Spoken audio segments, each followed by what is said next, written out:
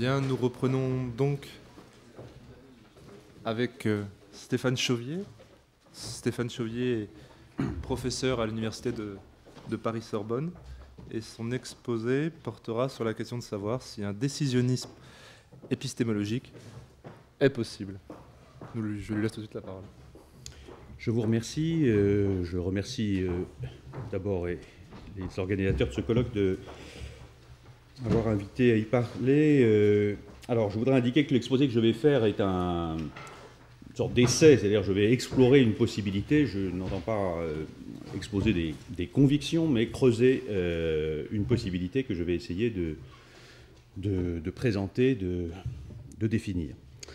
Alors, le thème de mon exposé pourra paraître paradoxal, voire peut-être provocateur dans le cadre d'un colloque sur la reconstruction de la raison, car le concept de décisionnisme évoque usuellement une forme d'existentialisme ou d'irrationalisme et paraît donc antithétique de toute espèce de rationalisme.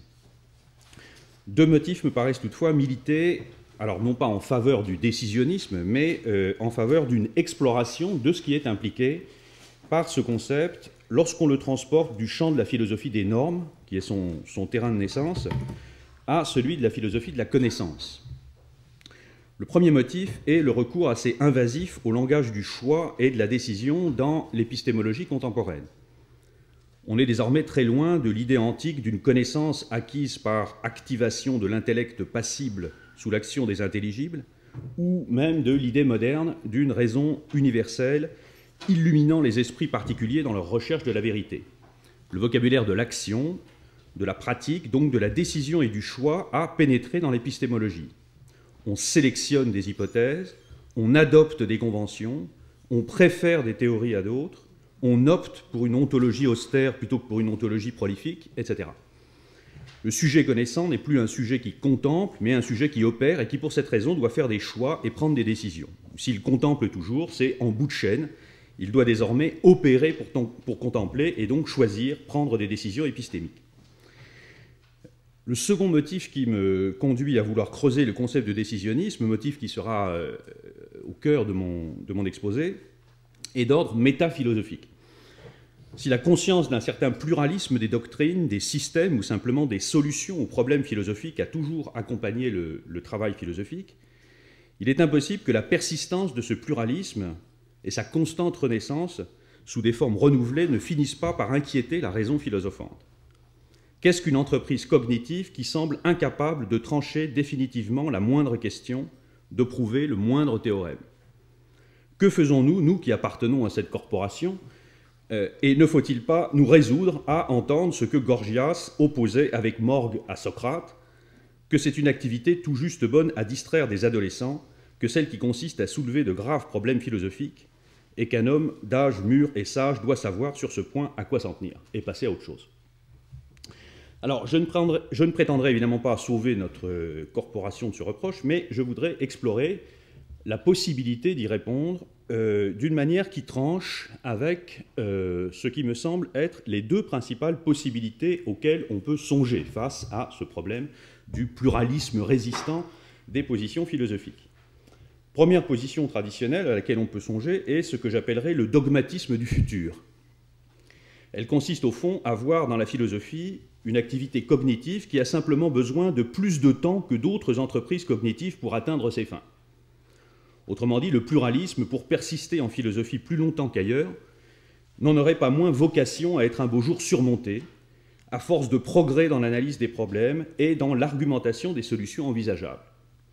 Sans nécessairement espérer la découverte d'arguments apodictiques, le progrès dans l'analyse argumentative finirait par éliminer peu à peu certains partis et certaines solutions, ou, à l'inverse, certains problèmes finiraient par être reconnus comme définitivement insolubles.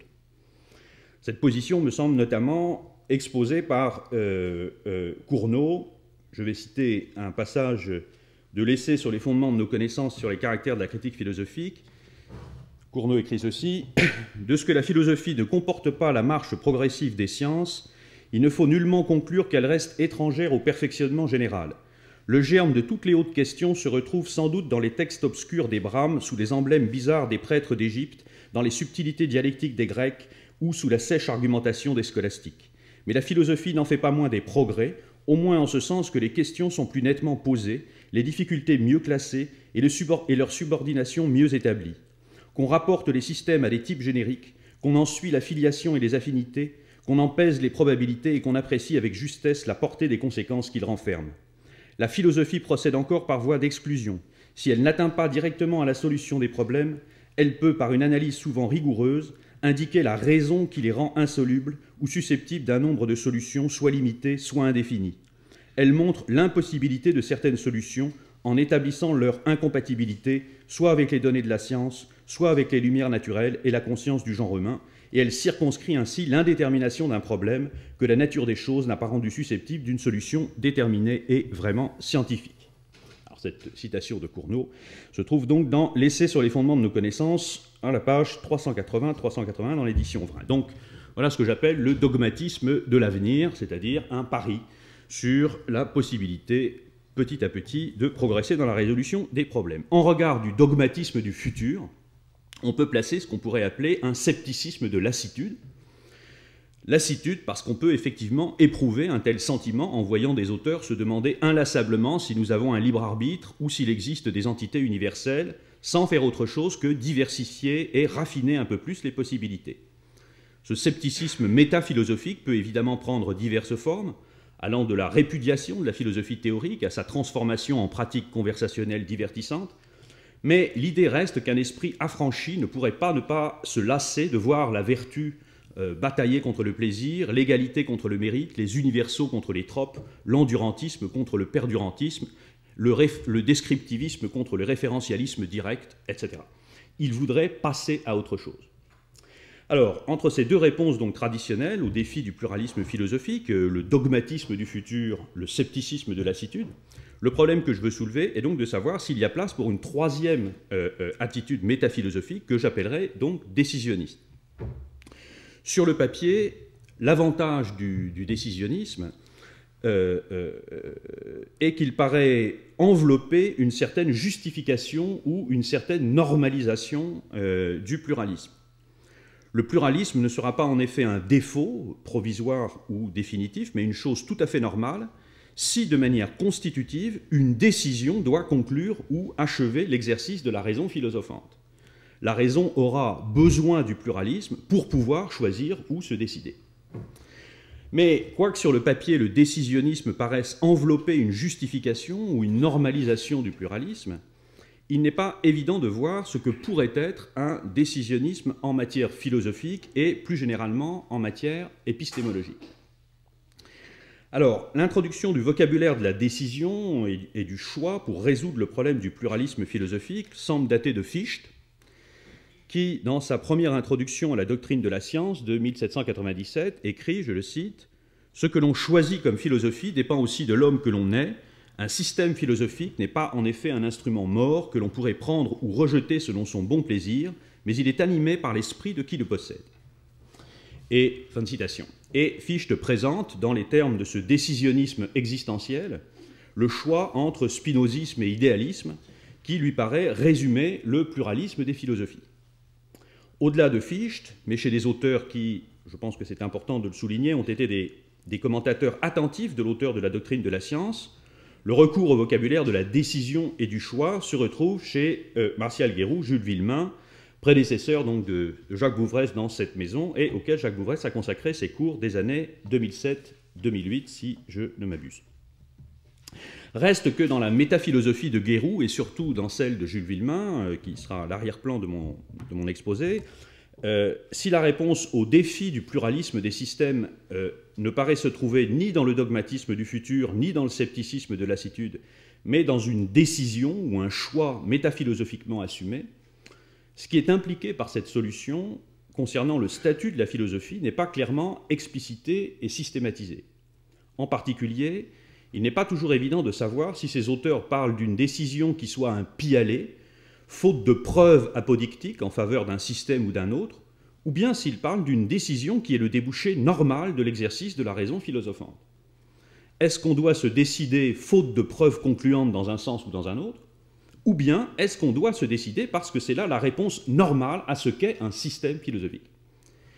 Alors le problème que je me propose de traiter est donc le suivant, si je le ramène à une question, en songeant donc principalement, voire exclusivement au pluralisme qui règne en philosophie, peut-on définir un authentique décisionnisme épistémologique qui ferait de la décision la réponse adéquate, normale, définitive à la reconnaissance d'une pluralité irréductible de solutions théoriques?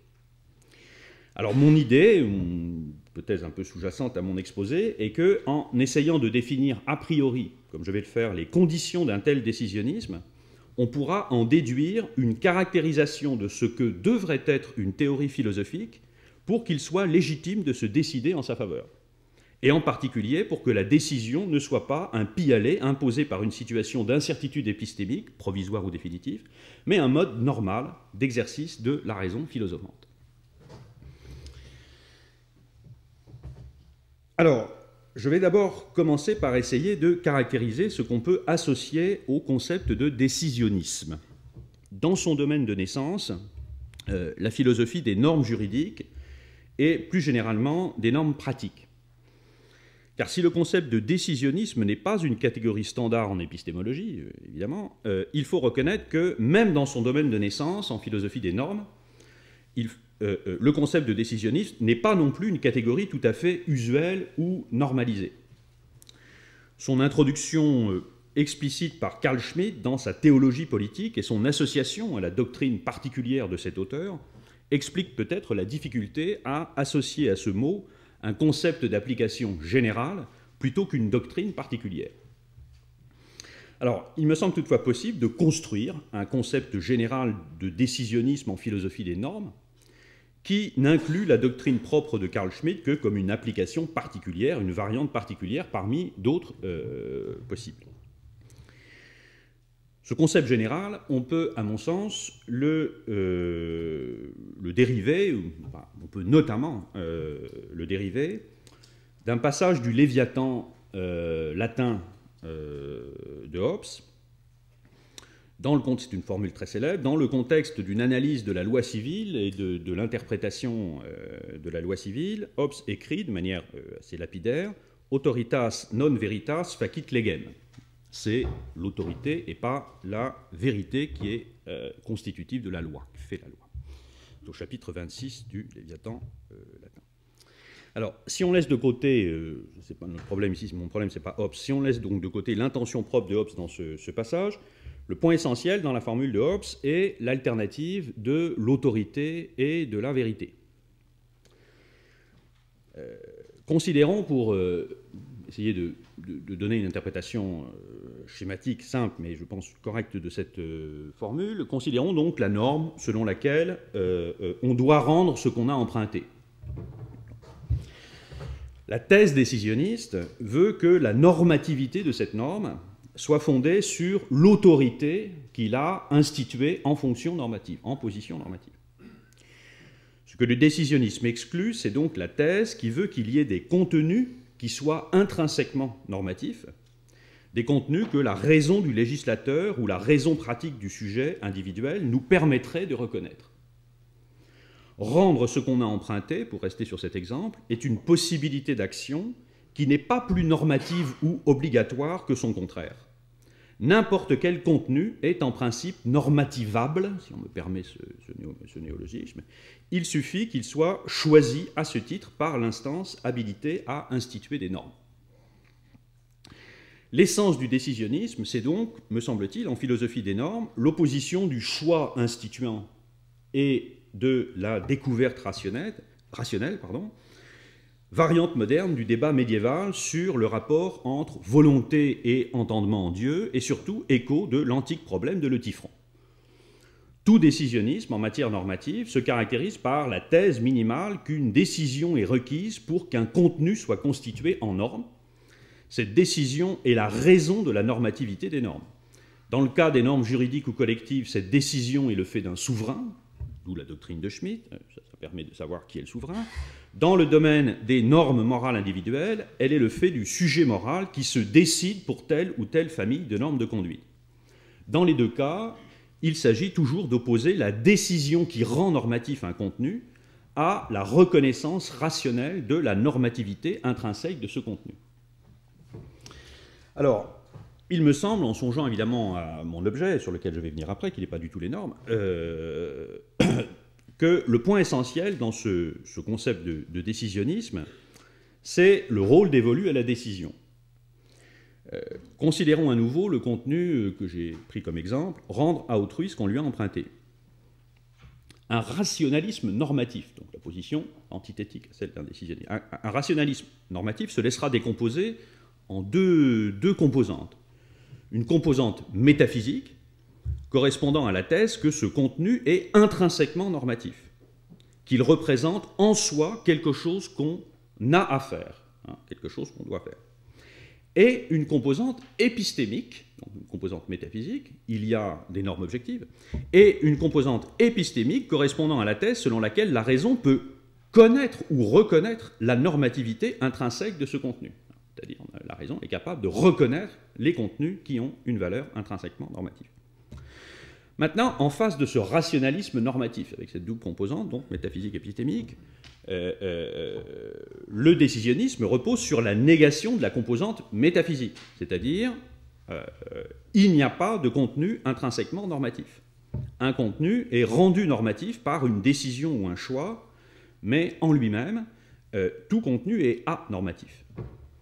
Alors le problème, c'est comment qualifier la position qui accepterait la composante métaphysique du rationalisme normatif, c'est-à-dire il y a des contenus intrinsèquement normatifs, mais qui rejetterait sa composante épistémique. C'est-à-dire, nous pouvons reconnaître avec évidence quelles sont les normes objectives, qu'est-ce qui est juste, qu'est-ce qui est important. Donc la conception qui poserait qu'il y a bien des contenus intrinsèquement normatifs, mais qui ajouterait que la raison humaine n'est pas équipée pour les reconnaître avec évidence. Alors, on pourrait être tenté de rendre cette différence en distinguant deux décisionnismes, un décisionnisme épistémique et un décisionnisme constituant. Mais il me semble plus conforme à la logique des choses de réserver le concept de décisionnisme au décisionnisme donc, que j'appelle ici constituant, et de qualifier de probabilisme normatif la position qui confie à la décision la tâche de trancher une incertitude ou de suppléer à un manque d'évidence. Donc, le décisionnisme en philosophie des normes, ce n'est pas la thèse qu'il faut trancher par un choix ou une décision les débats non concluants sur les normes à instituer. Le décisionnisme, c'est la thèse qu'il faut décider quel contenu sera une norme. Le décisionnisme s'oppose donc de ce point de vue à la fois au rationalisme et au probabilisme normatif. Car ces deux positions ont en commun la thèse métaphysique selon laquelle il y a des contenus intrinsèquement normatifs. Ces deux positions se distinguant seulement dans le registre épistémique, le rationalisme posant que ces contenus sont connaissables par la raison humaine, le probabilisme le niant. Alors, avant d'exploiter ces quelques distinctions pour l'objet qui m'intéresse, c'est-à-dire le décisionnisme, un éventuel décisionnisme épistémologique, je voudrais introduire une dernière distinction concernant le décisionnisme en matière normative. Si on peut opposer donc le décisionnisme d'un côté et le rationalisme, le probabilisme normatif de l'autre, on peut aussi distinguer, je pense, deux formes de décisionnisme. Il suffit pour les distinguer de s'interroger sur la décision qui fait la norme. Est-ce que cette décision est un engagement existentiel absolu, un choix de soi, ou l'expression d'une volonté de puissance, ou bien cette décision qui fait la norme est-elle basée sur de certaines raisons, tirées par exemple des conséquences de telle ou telle décision normative ou normativante, du contexte dans lequel la norme est instituée, etc. Si on a, me semble-t-il, présent à l'esprit la doctrine de Carl Schmitt d'un côté, celle de Hobbes de l'autre, il me semble possible de distinguer un décisionnisme qu'on peut appeler existentiel, donc, qui serait la première version, c'est-à-dire un choix de soi ou l'expression d'une volonté de puissance, et un décisionnisme qu'on peut appeler prudentiel ou raisonné. Le point essentiel toutefois est qu'un décisionnisme prudentiel ou raisonné ne nous ramène pas au rationalisme normatif. C'est-à-dire, il peut y avoir, on m'a dit, vous comprenez, mon idée c'est qu'il peut y avoir une forme de rationalité à l'intérieur du décisionnisme, mais ça ne nous reconduit pas à une forme de rationalisme. Donc le point essentiel donc, est qu'un décisionnisme prudentiel ou raisonné ne nous ramène pas donc, au rationalisme normatif. Choisir de rendre normatif le contenu rendre à autrui ce qu'on a emprunté, au motif par exemple que la société sera plus stable si c'est ce contenu plutôt que son contraire qui est élevé au rang de norme, ce n'est évidemment pas la même chose que juger qu'il est intrinsèquement obligatoire ou juste de rendre à autrui ce qu'on lui a emprunté. Néanmoins, ceci suggère que si à un certain point de vue le décisionnisme s'oppose au rationalisme, à un autre point de vue, on peut concevoir un décisionnisme non pas tant rationnel que raisonné. Ça, le point. Alors, le problème que je veux traiter maintenant, en m'appuyant sur ces quelques distinctions, c'est est-ce qu'on peut transposer, au fond, du plan de la philosophie des normes, où il représente, je pense, une position cohérente, à celui de la philosophie de la connaissance, ce concept de décisionnisme. Alors, le point crucial à souligner, et c'est un peu le principal motif du détour que je viens de faire par la philosophie des normes, c'est que parler d'un décisionnisme épistémologique ne peut pas se résumer à la thèse que la décision a une place dans le processus de connaissance. Le décisionnisme, ce n'est pas la thèse tout à fait triviale selon laquelle on prend des décisions, voire la thèse peut-être un peu moins triviale selon laquelle il est bel et bon de prendre des décisions. Le décisionnisme n'est pas non plus la thèse selon laquelle la décision supplée la connaissance, supplée l'évidence. La décision supplée la connaissance, donc lorsque l'évidence fait défaut ou qu'un parti doit être pris. Le décisionnisme, c'est la thèse que la décision s'impose parce qu'il n'y a rien à connaître ou à reconnaître. De sorte qu'on ne peut adopter une position décisionniste que là où l'alternative décision-conclusion ou constitution-reconnaissance est ouverte. Alors en philosophie des normes, on vient de voir que cette alternative était ouverte lorsque on s'interrogeait sur le fondement de la normativité des normes. On peut donc avancer que si un décisionnisme épistémologique est concevable, ce sera à titre de solution possible à une alternative du même genre, mais relative non pas à la normativité pratique d'un contenu, mais à sa normativité théorique. Si un contenu théorique, une proposition, un système de propositions, une théorie, est censé devoir répondre à une certaine norme N, ou avoir une certaine valeur V, alors le lieu qu'un décisionnisme épistémologique pourra occuper sera celui du fondement de cette norme ou de cette valeur. Cette norme sera considérée non pas comme intrinsèque au contenu théorique, mais comme injectée dans ce contenu par une décision qui pourra à nouveau être existentielle ou prudentielle.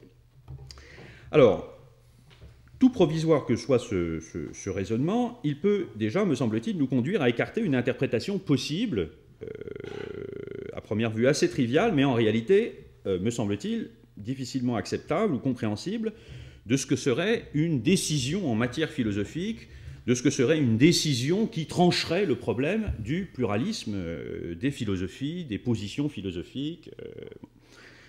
Comme je viens de le rappeler, il n'y a pas du décisionnisme partout où il y a de la décision. Il y a des décisions qu'on peut appeler inoffensives, que je vais appeler inoffensives, des décisions qui ne conduisent pas à introduire une philosophie, une position décisionniste. Or, des décisions inoffensives de ce type, il y en a aussi, évidemment, en matière épistémique. Un premier exemple de décision inoffensive de ce type, dans le domaine épistémologique, est constitué par les décisions que le sujet connaissant doit prendre afin de s'engager dans un processus d'acquisition d'informations, a fortiori d'acquisition de connaissances théoriques, explicatives et prédictives sur le monde. Dans ce registre, il est trivial de remarquer que l'on choisit de s'intéresser à quelque chose ou que l'on décide de creuser une hypothèse de recherche. La décision est ici aussi indispensable et inoffensive que lorsqu'il s'agit de déterminer ce que l'on va se faire à manger, ou une décision de ce type. Un autre exemple de décision inoffensive, caractéristique de l'épistémologie contemporaine, est celui des décisions qu'il faut prendre lorsque, dans un procès de connaissance, on se trouve en situation de sous-détermination empirique. Si on admet qu'une théorie ne nous est pas passivement imposée par le monde, qu'elle est activement confrontée à lui, mais qu'elle l'est seulement à ses marges, par le biais de ses conséquences empiriquement testables, alors une zone d'indétermination est ouverte qui oblige à faire des choix, soit à conserver une théorie en la renforçant par des épicycles, soit à l'abandonner. Donc la décision est à nouveau ici inoffensive parce qu'elle ne contribue en rien à donner une valeur autre que subjective au contenu choisi. Choisir de conserver une théorie, choisir de lui ajouter des épicycles, ne contribue notamment en rien à rendre vraie cette théorie, mais au mieux à préserver son adéquation empirique. Enfin, un troisième exemple de décision épistémique que j'appelle inoffensive et qui concerne plus directement notre objet, est celui des décisions en matière probable ou en situation de complète incertitude épistémique. On peut parier en faveur de la vérité d'une certaine proposition ou d'une certaine théorie, ou bien on peut décider d'y croire, lorsque, du moins, on est dans la nécessité de prendre un parti, lorsque, selon le mot de Pascal, on est embarqué et qu'il nous faut parier. Or, parier sur P, décider de croire que P, ce n'est évidemment pas la même chose que décider que P. Il n'y a rien de grammaticalement problématique dans l'idée que l'on décide de croire ou d'assentir à une proposition incertaine. S'il y a un problème, il est plutôt psychologique ou empirique. Il n'est pas évident que l'on parvienne effectivement à croire quelque chose après avoir décidé de le croire, et il est vraisemblable qu'une décision de croire soit moins une décision de commencer à croire qu'une décision de continuer à croire ou de ne pas résister à croire. Quoi qu'il en soit de ce problème, ces différents registres d'implication de la décision et du choix dans la connaissance sont, me semble-t-il, étrangers à toute forme de décisionnisme, parce que, et c'est là le point central, la décision porte moins sur des contenus que sur des attitudes à l'égard de ces contenus. Ce que le sujet décide, ce n'est pas qu'il pleut, par exemple, mais c'est de se demander s'il pleut, c'est de continuer d'accepter une théorie T qui implique qu'il pleut, ou bien c'est de croire qu'il pleut. Donc toutes ces formes de décision n'impliquent aucune forme de décisionnisme parce qu'elles restent extérieures à la valeur théorique du contenu de l'attitude et en particulier à sa valeur de vérité. Elles sont parfaitement compatibles, du moins les deux dernières, avec l'erreur, et le sujet qui fait ses choix fait donc simplement un choix en situation de risque ou en situation d'incertitude épistémique. Il suit de là, me semble-t-il, que si ce à quoi le pluralisme philosophique nous contraint, c'est à une décision portant non sur les systèmes eux-mêmes, mais sur l'attitude à adopter à leur égard, s'il s'agit par exemple de se décider à croire aux tropes, à croire au monde possible, à croire aux objets abstraits, à croire au libre arbitre, alors cette affirmation est, me semble-t-il, à un premier niveau trivial et à un second niveau incohérente. Trivial d'abord, au sens où elle revient simplement à affirmer qu'à titre individuel, les philosophes sont vraisemblablement animés par des convictions, qu'en général, ils croient ce qu'ils disent, on peut supposer une sorte d'honnêteté minimale, donc qui expliquent des convictions qui expliquent leur prise de parti, mais en réalité, cette position est incohérente parce que, d'un point de vue métaphilosophique, qui est celui auquel on se place, il est difficile de comprendre pourquoi il faudrait se décider à croire une chose ou une autre si aucune n'a plus de titre probatoire à faire valoir en sa faveur. Comment, d'un point de vue métaphilosophique, pourrait-on comprendre que l'on s'expose ainsi volontairement à l'erreur en donnant son assentiment à ce qui n'est pas prouvé ? L'attitude idoine ne devrait-elle pas être, donc, ce que j'ai décrit tout à l'heure, c'est-à-dire la patience du dogmatisme du futur ou la lassitude du scepticisme de lassitude, mais dans les deux cas, une forme de suspension et non pas d'engagement du jugement. Il arrive évidemment que nous ayons, lorsqu'on est placé en situation d'incertitude épistémique, à faire néanmoins des choix, que nous soyons embarqués, mais il est difficile, me semble-t-il, de voir où serait la nécessité d'opter, par exemple, entre les tropes et les universaux, ou entre l'endurantisme et le perdurantisme, ou entre le matérialisme réductionnisme et le matérialisme fonctionnaliste, c'est-à-dire où est la pression existentielle qui nous forcerait absolument à faire un choix entre ces positions-là. Il est donc clair, me semble-t-il, que si choisir un système philosophique, ça veut dire choisir de croire un système philosophique, alors, premièrement, il n'y a aucun décisionnisme là-dedans, et surtout, il est douteux, me semble-t-il, qu'on ait là une alternative viable à ces postures métaphilosophiques traditionnelles que sont le dogmatisme du futur, donc, et le scepticisme de lassitude. Au mieux, on aura défini une forme de probabilisme métaphilosophique, mais ce probabilisme métaphilosophique ne sera alors soit qu'un pis-aller dans l'attente du dogmatisme du futur, soit que l'expression d'une certaine résistance à la perspective de passer à autre chose qui est la rançon du scepticisme de lassitude. Alors, où trouver, par contraste avec ces décisions inoffensives, une décision décisionniste, une décision impliquant une forme de décisionnisme propre au champ épistémologique?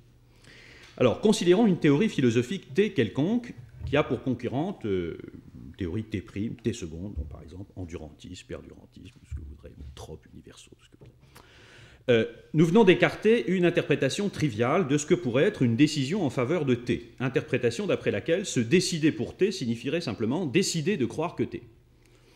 Pour qu'une forme de décisionnisme soit impliquée par l'invocation d'une décision, il faut que la décision porte non sur l'attitude du sujet à l'égard de T, à l'égard de la théorie, mais sur T elle-même. Il faudrait plus précisément que T acquiert une certaine valeur V du fait d'être l'objet ou le contenu de cette décision. Alors, à quelles conditions un schéma de ce genre est-il possible? Alors, il suffit, me semble-t-il, d'envisager cette possibilité pour qu'une sorte d'abîme grammatical s'ouvre devant nous. Supposons que T soit une théorie qui affirme qu'il y a des universaux et que nous avons un libre arbitre. On comprend assez bien ce que veut dire décider de croire qu'il y a des universaux et un libre arbitre. Mais que signifierait décider qu'il y a des universaux et un libre arbitre? L'expression « décider qu'il y a un libre arbitre » ou « décider que nous avons un libre arbitre » est tellement grammaticalement étrange que nous avons tendance à l'entendre comme signifiant décider de croire que c'est le cas, accepter que ce soit le cas, faire comme si c'était le cas, mais certainement pas faire que ce soit le cas. Ce que cet abîme donc grammatical révèle, c'est banalement, me semble-t-il, l'incompatibilité du décisionnisme en matière épistémologique avec une compréhension standard de la vérité.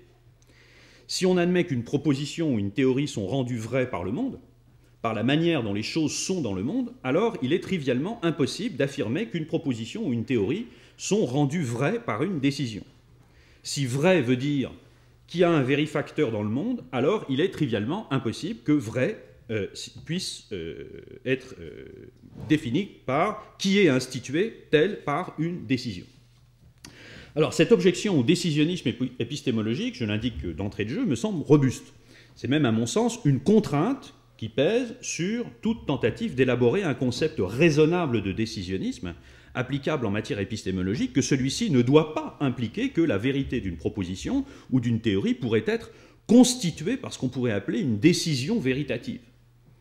Une telle position nous reconduirait en effet simplement aux vues de Protagoras, telles que rapportées par Platon, à l'idée que c'est l'homme qui est la mesure de toutes choses, de celles qui sont en tant qu'elles sont et de celles qui ne sont pas en tant qu'elles ne sont pas. Le fait que Protagoras ait des disciples variés à notre époque ne nous paraît pas rendre sa position plus acceptable. Elle représente sans aucun doute sur le papier une certaine forme de décisionnisme épistémologique, mais si c'est là la seule forme de décisionnisme envisageable, alors mieux vaut sans doute le dogmatisme du futur ou le scepticisme de lassitude. Reste qu'on peut essayer de creuser encore la piste d'un décisionnisme qui ne soit pas une forme de ce que j'appellerais néo-protagoracisme. Excusez-moi de multiplier les ismes, mais enfin bon, c'est des ismes métaphilosophiques, ceux-là, ils sont inoffensifs. Alors, revenons donc à notre théorie T avec ses concurrentes T' et T seconde. Nous venons de voir qu'un décisionnisme donc protagoracien, ce serait la thèse qu'aucune de ces théories ne possède une valeur de vérité intrinsèque, mais que l'une d'entre elles devient vraie ou est constituée comme vraie du fait qu'on se décide en sa faveur. Donc un décisionniste protagoracien, il faut le remarquer, partage avec son opposant rationaliste la thèse qu'une théorie doit posséder une valeur de vérité. Mais il s'oppose à lui sur le fondement ou la source de cette valeur de vérité. Maintenant, on peut envisager une alternative plus radicale à la position du rationaliste, comme du probabiliste d'ailleurs. Elle consiste simplement à nier que les théories en question aient une valeur de vérité. Alors, dans son livre sur les systèmes philosophiques, Jules Villemin écrivait, je le cite, que, à ses yeux, donc, le concept de vérité philosophique est inadéquat et inapproprié, au moins si le mot vérité est pris au sens ordinaire. Fin de citation. Mais, quoique ce passage puisse laisser entendre qu'il pourrait y avoir un autre sens du mot vérité, un sens spécial pour les systèmes philosophiques, et qu'on pourrait donc imaginer que cette vérité spéciale puisse, à la différence de la vérité ordinaire, être constituée par un acte décisionnel, nous ne voyons pas très bien ce que pourrait être un concept de vérité spécialement adapté à la philosophie. En revanche, autrement dit, s'il y a de la vérité en philosophie, c'est de la vérité normale. En revanche, de même que selon un certain philosophe, il y a de l'autrement qu'être, on peut envisager, je dis bien envisager, qu'il y ait pour une théorie, et spécialement pour une théorie philosophique, de l'autrement qu'être vrai. Alors, à quoi correspond cette perspective? Considérons d'abord une analogie un peu égarante, mais néanmoins utile à titre liminaire. Supposons un monde dans lequel tous les enfants fréquentent des écoles bilingues et vivent dans des familles bilingues. Ils maîtrisent donc deux langues, la définition de ce que c'est qu'un monde de ce type. Supposons que dans ce monde, à certains égards idéal, il y ait cependant une loi un peu perverse qui oblige chaque enfant à l'âge de 16 ans à opter en faveur de l'une ou l'autre de ces deux langues. Se décider en faveur d'une langue voudra dire ici simplement, banalement, se mettre à parler exclusivement une des deux langues. Aucune langue n'est évidemment vraie ou fausse, hein, de sorte que, dans ce cas-là, dire que dans ce monde, chacun se décide en faveur d'une langue ne crée aucune tension grammaticale particulière. Alors, cette analogie, qui, je répète, juste une analogie introductive, pourrait laisser penser que la piste que je vais présenter est une nouvelle version des vues de Carnap.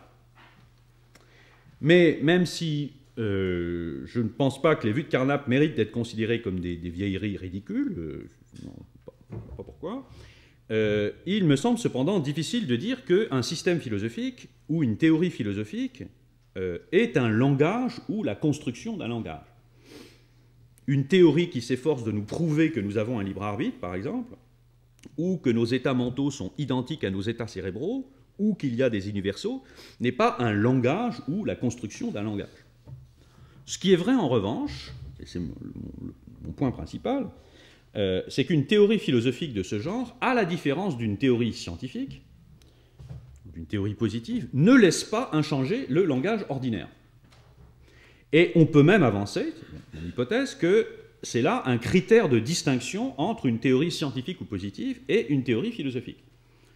Les théories scientifiques n'influencent qu'à la marge le langage ordinaire, essentiellement en y introduisant des mots nouveaux. Par exemple, le mot oligo-élément, ou le mot, je ne sais pas si c'est vraiment un mot scientifique, là, ou le mot système immunitaire. Mais une théorie philosophique pénètre plus profondément dans le langage ordinaire. Elle peut avoir pour effet de condamner certains énoncés ou certaines manières de parler ordinaires, ou bien à l'inverse, d'introduire des énoncés ou des manières de parler extraordinaires. Par exemple, c'est un énoncé extraordinaire que l'énoncé « ma fibre cérébrale C est activée » en lieu et place d'un banal « j'ai mal ». Ou bien que l'énoncé « j'arrête de fumer pour permettre à celui qui me succédera dans ce corps de ne pas mourir du cancer du poumon » à la place d'un simple « j'arrête de fumer pour vivre plus longtemps ». De même, un énoncé aussi banal que « l'humilité est une vertu » ou « l'homme est la plus noble des créatures » sera retiré du langage et remplacé par de lourdes paraphrases si on entend prouver qu'il n'y a pas d'entité universelle. Alors, si on admet ce point, c'est-à-dire ce critère, au fond, qu'une théorie philosophique se caractérise par le fait qu'elle ne laisse jamais inchanger le langage ordinaire, pas simplement parce qu'il y introduit des mots, mais parce qu'elle y modifie des jeux de langage de façon plus systématique, il est alors possible de faire un pas au-delà et de poser donc qu'une théorie philosophique n'est qu'une apparence de théorie, qu'elle est au vrai un détour, le détour que nous devons accomplir pour corriger le sens commun là où il pense, c'est-à-dire dans son langage. Alors, considérons pour fixer les idées une théorie philosophique du temps. À un premier niveau, on peut dire qu'une telle théorie cherche à énoncer des vérités à propos de ce qui tombe sous le concept de temps, de ce qui est dénoté par le mot « temps ». Mais à un autre niveau, le concept de temps n'est pas concentré dans un seul mot. Il est étalé sur des dizaines de mots comme « maintenant »,« demain »,« hier »,« dans 10 minutes », etc., qui fonctionnent de concert et selon certaines règles au sein donc de ce que Wittgenstein appelle un jeu de langage, ici le jeu de localiser des événements dans le temps et de se localiser soi-même dans le temps des événements. À un premier niveau, on peut donc voir une théorie philosophique comme cherchant à exprimer des vérités à propos d'un objet, le temps. Mais à un autre niveau, on peut voir une théorie philosophique comme une tentative pour comprendre et, le cas échéant, pour corriger notre intelligence linguistique commune du temps. Comme si nous avions besoin d'en passer par un « qu'est-ce que le temps ?» pour comprendre et pour corriger notre façon ordinaire et linguistiquement étalée de parler du temps. Alors, cette interprétation, quoique formulée dans un idiome wittgensteinien, est bien sûr non wittgensteinienne, car Wittgenstein a soutenu, peut-être sous l'effet d'un certain scepticisme de lassitude, que le langage était en ordre, mais on peut parfaitement imaginer d'autres langages, d'autres jeux de langage. Or, imaginer d'autres jeux de langage, ce n'est pas seulement imaginer d'autres formes de vie, c'est aussi construire des théories philosophiques. Alors, qu'est-ce dès lors, me semble-t-il, à partir de là, qu'un décisionniste en matière épistémologique, et plus précisément en matière philosophique? En tout cas, qu'est-ce qu'on peut imaginer de mettre sous ce concept? Ce n'est donc pas nécessairement un disciple de Protagoras qui oppose aux rationalistes traditionnels que c'est nous qui décidons de ce qui est et de ce qui n'est pas. Ce peut être aussi un disciple donc très infidèle de Wittgenstein qui oppose aux mêmes rationalistes traditionnels qu'une théorie philosophique n'a pas plus de valeur de vérité que Jules César n'est père ou impair. Car une théorie philosophique n'est qu'un détour d'apparence théorique en vue d'amender, de corriger, de réformer de manière systématique le langage ordinaire, ou si l'on préfère, le sens commun, l'intelligence commune du monde. Tandis que le rationaliste traditionnel voit la pluralité des théories philosophiques comme une pluralité d'opinions adverses sur ce qui est et ce qui n'est pas, le décisionniste y voit diverses manières de réformer de manière systématique le sens commun langagier. Or, entre ces diverses manières de réformer le langage commun, il est alors normal et nécessaire de choisir. Donc, on a en même temps une justification du pluralisme. Alors, cette réduction, ce que l'on pourrait appeler cette réduction des théories philosophiques à la grammaire, nous semble la seule façon de, non pas la vérité, mais la seule façon de donner un sens rationnel à l'idée que le pluralisme philosophique nous contraint à la décision. En effet, les seules interprétations alternatives sont soit que cette décision est un choix de croire, et on vient de voir tout à l'heure que c'est au fond une interprétation banale, soit que cette décision est une décision véritative de type protagoracien. Ce qui est cependant énigmatique dans cette réduction à la grammaire, c'est la raison du choix. Que signifie choisir de décrire le monde dans un langage de qualité particulière ou choisir de décrire le monde dans un langage de qualité universelle? Ou bien choisir de décrire le monde en autorisant des énoncés comme « j'aurais pu ne pas venir » et le décrire en s'interdisant tout énoncé contrefactuel. Il n'est certes pas facile de retrouver dans cette interprétation le décisionnisme existentiel de Fichte. Mais qu'y aurait-il d'absurde à ce que l'on s'employât à tester une théorie philosophique en explorant et en expérimentant le langage qu'elle nous oblige à employer? Qu'y aurait-il d'absurde à ce que l'on prolonge une théorie philosophique en imaginant le langage qu'elle nous imposerait de parler systématiquement et en essayant non pas de vivre dedans, mais de décrire complètement le monde avec? La vérité est une valeur épistémologique importante, mais il n'y a pas que la vérité qui soit une valeur épistémologique. S'il est vrai que Socrate est sage, il est alors également vrai que la sagesse socratise. Il faut des théories philosophiques pour introduire ces manières différentes de restituer un même fait. Mais qu'y aurait-il d'absurde à ce que l'on cherchât à trancher entre ces théories en explorant chacun des langages qu'elle implique, en essayant de voir jusqu'où on peut aller et jusqu'à quel degré de précision, de dissectivité, de granularité on peut aller avec un langage qui décrit le monde comme si la sagesse y socratisait, plutôt que comme si Socrate y était sage.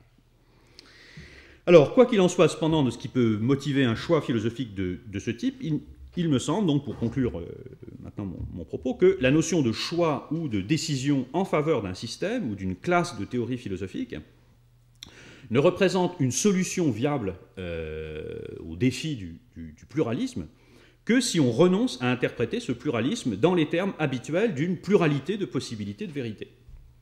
Car si les théories philosophiques sont vraiment des théories, c'est-à-dire si elles visent vraiment à dire comment est le monde, alors il est parfaitement déraisonnable de choisir entre elles si rien ne nous contraint à le faire, si rien ne fait que nous soyons embarqués.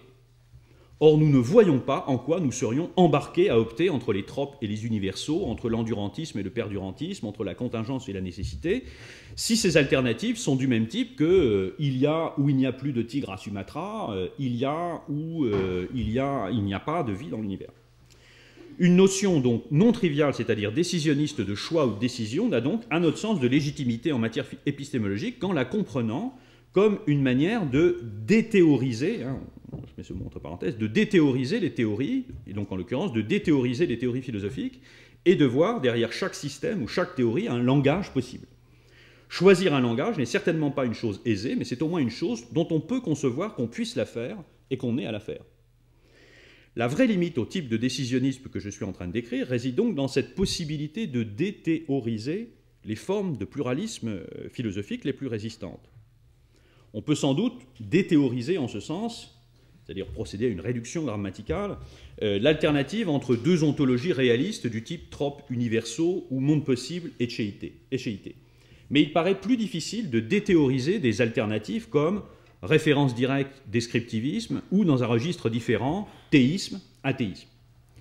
Ce qui suggère que la réduction à la grammaire peut en même temps servir de crible pour séparer ce qui, en philosophie, relève de la théorie véritable et ce qui relève de la grammaire philosophique. Une classe de théorie philosophique véhicule une authentique visée cognitive si aucune d'entre elles n'a d'effet autre que marginal ou trivial sur nos jeux de langage ordinaires. Toute théorie qui, à l'inverse, entraîne une réforme profonde de nos jeux de langage n'est qu'une apparence de théorie.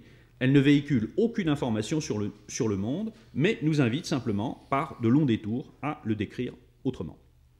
Je vous remercie.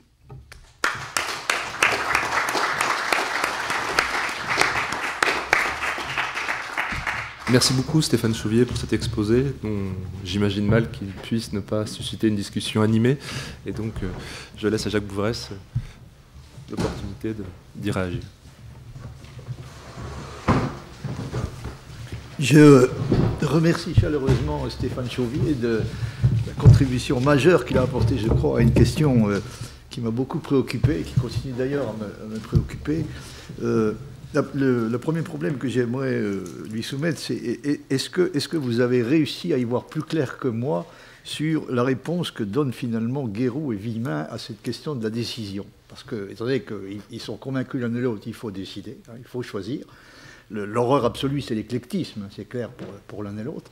Donc il est indispensable qu'il y ait ces différentes... vous avez raison, ce qui sont pour Villemin en tout cas des possibilités de vérité, puisque lui-même utilise cette expression, et il n'est pas question de se dire, il n'y a qu'à les laisser cohabiter paisiblement entre elles, voire s'entre-déchirer. Hein, il faut choisir. Alors, évidemment, dans le cas de l'un et l'autre, on a l'impression qu'il n'y a pratiquement aucune suggestion qui est faite hein, concernant les mobiles de la décision. Guéroult dit c'est une question de volonté. Hein, il n'y a pas que l'intellect qui est impliqué, il y a la volonté. Et chez Villemin, c'est presque encore plus indécis. Alors, est-ce que vous avez une idée plus claire que moi de la réponse qu'il donne finalement à ce problème? S'agissant de Guéroult, moi je pense quand même que c'est très très difficile de voir autre chose dans sa position qu'une... Alors ce que j'ai appelé, c'est pas sympathique de dire ça pour Guéroult, une forme de néo-protagoratie, c'est-à-dire que d'une certaine façon, sa thèse selon laquelle le philosophe construit la réalité en élaborant un système, ça revient à dire... Dans quelle réalité? Choisir un système, c'est choisir au fond la réalité dans laquelle nous souhaitons vivre. Ça me paraît quand même une forme très très sophistiquée de retour à une forme de protagoratie. Chez Jules Villemin, en revanche, j'admets qu'il y a une oscillation, me semble-t-il, entre d'un côté ce que j'appelle un décisionnisme inoffensif, c'est-à-dire choix de croire, je m'engage en faveur du réalisme, et en même temps quand même quelque chose qui est proche de ce contre quoi il a, je crois, tout le temps résisté, qui est la position de Quine, qui est un peu derrière ce que j'étais en train de décrire, mais qui est quand même, je pense, fortement impliqué par sa thèse selon laquelle les systèmes philosophiques, c'est en dernière analyse le choix d'un type d'assertion dans lequel exprimer systématiquement une description du monde. Donc au fond, qu'est-ce que c'est qu'un système philosophique à ses yeux? C'est finalement le choix d'une forme dans laquelle on doit s'efforcer de décrire systématiquement le monde. Comme si au fond, le problème c'était le caractère disparate, éclectique du langage ordinaire avec ses multiples formes d'expression, ses multiples formes propositionnelles, et qu'au fond le philosophe était celui qui devait chercher une espèce d'uniformité dans le langage. Donc Villemin n'a jamais, je pense, à mes yeux, assumé cette position, parce que justement, il refusait, au fond, cette idée de réduction de la philosophie, en dernière analyse, à être un détour pour simplement réfléchir sur le langage. Mais selon moi, c'est quand même la vérité de sa position. Voilà comment je dirais la chose. C'est possible. Oui, à l'arrière-plan, chez Villemin, il y a évidemment le modèle axiomatique. Hein. Oui, bien sûr. Oui. Une philosophie authentique, puisque c'est l'adjectif qu'il utilise, une philosophie authentique devrait prendre une forme axiomatique, ou en tout cas quasi axiomatique. Donc il a toujours été absolument hostile à l'idée d'une philosophie non systématique, hein, ce qui explique évidemment la détestation assez violente qu'il avait du deuxième Wittgenstein. Mais enfin bon, ça c'est des problèmes dont il n'y a pas lieu de discuter aujourd'hui. Alors chez Villemin, le point crucial, c'est que la pluralité est intrinsèque. Ça c'est tout à fait clair. Elle n'a absolument rien d'accidentel. Elle est intrinsèque pour une raison simple, c'est que il y a différentes façons de tracer la ligne de démarcation entre l'apparence et la réalité. C'est ça le point important. Hein. Donc, la pluralité est constitutive, ce qui signifie que pour lui, je suppose, il estime éviter aussi bien le risque qu'implique le dogmatisme du futur que celui qu'implique le scepticisme de la lassitude, puisque le pluralisme est intrinsèque. Il n'y a aucun espoir de décision à l'horizon. Donc on ne va pas se sentir chagriné par ça, puisqu'il ne peut pas être question d'une décision entre les différents systèmes. Et il ne peut pas être question non plus du scepticisme de lassitude, puisqu'on doit renoncer à essayer de décider. Ce qu'on peut faire et ce qu'on doit faire, c'est opter pour un système et explorer jusqu'au bout ses possibilités. Ça, c'est absolument essentiel. Donc, de ce point de vue-là, la position de Villemin me semble présenter une petite difficulté par rapport à ce que vous avez dit. Est-ce que il faut vraiment prendre au sérieux chez lui, je crois, le fait que le pluralisme est intrinsèque. Oui, oui, ça c'est sûr. Un sens absolument fort. Bon. Alors, dernière remarque. Alors, ça concerne ce que vous avez dit à la fin, évidemment, c'est-à-dire la suggestion importante que vous avez faite, c'est-à-dire, est-ce que on doit accepter l'idée que on risquerait de commettre une espèce d'erreur de catégorie, hein, au sens de Ryle, quand on persiste à vouloir considérer les systèmes philosophiques comme susceptibles d'être vrais ou faux, puisque c'est un peu ce que vous dites, hein, c'est pas le terme qui est un terme qui ne convient pas, donc c'est une position évidemment bien différente de celle de Villemin, qui continue visiblement à être hantée par l'idée de déterminer à propos des systèmes philosophiques s'il est possible ou non, et dans quelle mesure de leur attribuer une forme de vérité, et si oui, quelle forme de vérité. Alors la difficulté me paraît être que je ne suis pas aussi optimiste que vous sur la possibilité qu'aurait la philosophie de réformer le langage visuel. C'est-à-dire, est-ce que si on considère une théorie philosophique comme une option, enfin comme une proposition qui serait faite, non pas pour décrire ou essayer de comprendre le langage visuel tel qu'il est, mais pour essayer de le réformer et de l'améliorer. Parce que si on adopte cette idée, je crois qu'on a deux problèmes. D'abord, quels sont les exemples concrets qu'on pourrait invoquer quels sont les cas qu'on pourrait invoquer dans lesquels on aurait des raisons de dire que la philosophie a réussi son coup, si on peut dire, c'est-à-dire a réussi à imposer au langage visuel une réforme qu'on est en mesure de décrire de façon claire et convaincante. Par exemple, en ce qui concerne le temps, bon, il y a bien des gens ont dit que les théories scientifiques avaient cet effet, hein, de réformer l'usage ordinaire qu'on fait, par exemple, du concept de temps. Est-ce qu'on est passé d'un concept newtonien, disons, est-ce que dans la pratique visuelle du langage, il y a la théorie, la révolution relativiste a produit ou non un effet, hein, sur notre compréhension du temps? Puis on peut bien entendu, vous avez raison, se poser la même question à propos de la philosophie. Mais je ne suis pas certain donc que les chances de la philosophie d'imposer au langage visuel des réformes du genre de celles auxquelles vous songez, je ne suis pas certain que ces chances soient très élevées. En tout cas, j'aimerais avoir des exemples concrets de cas où l'opération a réussi. J'ai beaucoup de mal à en trouver. Et puis, surtout, il me semble que si, pour que ce genre de choses soit possible, il faudrait qu'une de ces théories philosophiques en compétition, et dont vous nous dites qu'il faut qu'elles abandonnent leur prétention à la vérité, puisqu'il s'agit d'autre chose, il faudrait qu'une de ces théories philosophiques réussisse à l'emporter. Parce que pour pouvoir influencer le langage visuel dans le sens que vous envisagez, hein, c'est-à-dire pour pouvoir convaincre les usagers et les utilisateurs du langage visuel de réformer leur pratique linguistique, évidemment, il peut pas... sinon, il va se trouver confronté lui-même à l'obligation, le langage visuel, si on peut le personnifier un peu, à l'obligation de choisir entre les théories philosophiques, ce que les philosophes eux-mêmes se sont révélés incapables de faire. Donc c'est vraiment un très gros problème. Mais je ne voudrais pas vous inciter pour autant au découragement complet, bien entendu. Disons, je peux quand même juste vous reprendre sur un point sur mon idée. Enfin, encore une fois, j'ai essayé d'explorer une possibilité, mais enfin, mon idée est que de toute façon, le but d'une théorie philosophique n'est pas de faire que les gens se mettent à parler le langage que les philosophes imaginent être le langage systématique qu'ils devraient parler s'ils parlaient philosophiquement. Donc il y a quand même un jeu philosophique, si vous voulez, donc le fait que les gens ne parlent pas, ne décrivent pas le monde en termes endurantistes, si vous voulez, bon, ne me paraît pas impliquer nécessairement que ce langage ne serait pas viable. C'est-à-dire un langage sans individu, par exemple, on peut l'explorer à fond, personne ne pourrait l'utiliser. Parce que le langage ne sert pas simplement à décrire le monde, ça c'est l'idée de Wittgenstein, il sert à une autre chose. Non, mais je suis tout à fait d'accord avec vous. Mais je pense que c'est une question qui est à la fois cruciale et extrêmement difficile. Je crois me rappeler que c'est Worf qui dit que les Hopis ont un concept de temps qui est plus proche de celui de la relativité générale que du nôtre. Vous vous souvenez sûrement de ça. Pourquoi ont-ils ce concept-là? C'est pas parce qu'ils ont une science, hein, ils n'ont pas développé une science ni une philosophie ni une philosophie qui leur a imposé ce genre de concept. Donc, sous quel genre d'influence un concept comme celui de temps peut-il se modifier? Par exemple, dans temps et récit, Ricoeur insiste beaucoup sur le fait que, d'une certaine manière, la littérature, c'est la littérature qui détient la clé de la compréhension de ce qu'est le temps, plus que la philosophie. Et à l'arrière-plan, il y a cette idée, effectivement, que l'intervention de la littérature est susceptible de modifier notre concept ordinaire du temps et donc notre façon d'en parler. Ce qui fait que vous trouvez évidemment en présence de cette obligation d'essayer de répondre de façon un peu plus précise à la question de savoir quels sont sur ce point les